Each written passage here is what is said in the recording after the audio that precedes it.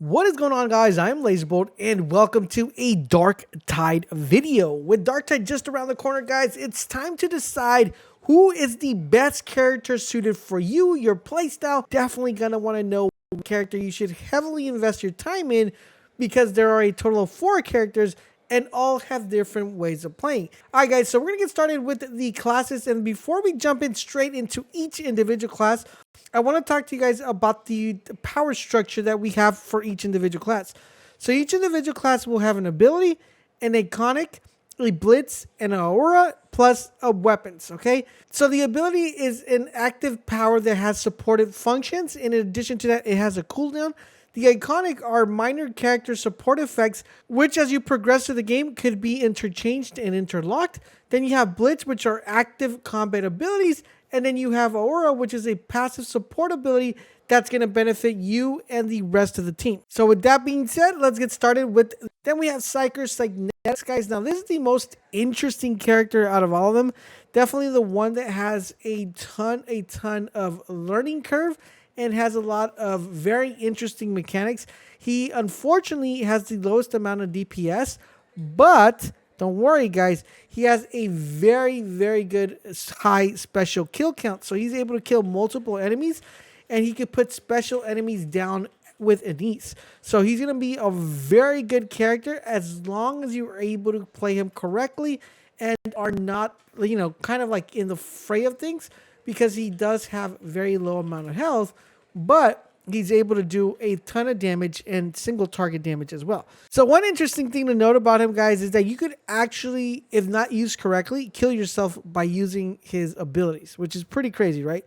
So we have the Psychinetic Wraith, which is a staggers enemy in front of you and resets the perilous of the warp meter. This is the meter that we're talking about, because if you don't watch this meter, it could be death.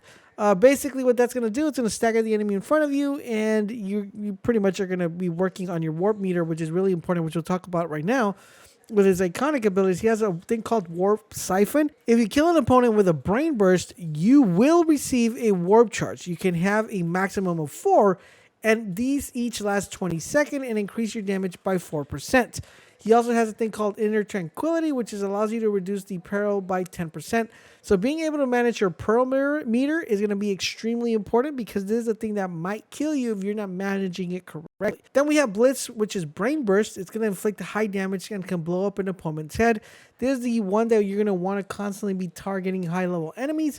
That's the one that's going to be doing a ton of damage. Then we have Aura, which is the kinetic presence, which is going to allow your teammates to be around you. And the more they're around you, they're going to deal a 10% more damage to elite enemies. So if you're fighting an elite enemy, you definitely want to be close to a Psyker to make sure you increase that damage by 10%, which is really good. Now, as far as him is concerned about the kind of level of difficulty, I think he's going to be between medium and hard. As long as you learn to not die with your own ability, you should be fine, and being able to maintain your distance. So if you kind of like that player that likes that whole mage ability, this is the character for you. I didn't go over the weapons because each character will have a melee weapon and a ranged weapon. Now, the thing within the game is you start off with the ranged weapon, but you can always add an SMG, an LMG, like a DMR, a pistol. So each individual character starts off with a specific weapon, but you're always able to either purchase or earn yourself a different weapon. So that's why I really didn't cover the weapons into detail. So you guys can keep that in mind, that each character will have a melee and a weapon as well.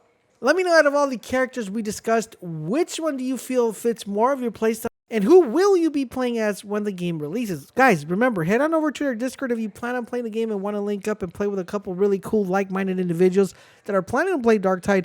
Make sure you guys head over to our Discord link down below. I want to say thank you very much, guys, for all the love and support you guys have shown on the channel. Do consider dropping a like, dropping a comment, but most importantly, subscribing, turn on all your notifications for more Darktide content.